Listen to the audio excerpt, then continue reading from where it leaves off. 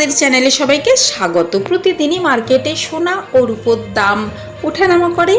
আজকের কলকাতা বাজারের 1 গ্রাম ও 4 গ্রামের আপডেট নিয়ে আমি চলে এসেছি। চলুন তাহলে এক নজরে দেখে নেওয়া যাক। প্রথমেই দেখে নেওয়া যাক 24 ক্যারেট 1 গ্রাম সোনার দাম 7,214 টাকা, 24 ক্যারেট 4 গ্রাম সোনার দাম 28,856 টাকা। চলুন এবারে দেখে নেওয়া যাক 18 ক্যারেট 1 গ্রাম সোনার দাম 5,621 টাকা, 18 ক্যারেট 4 গ্রাম সোনার দাম 22,484 টাকা।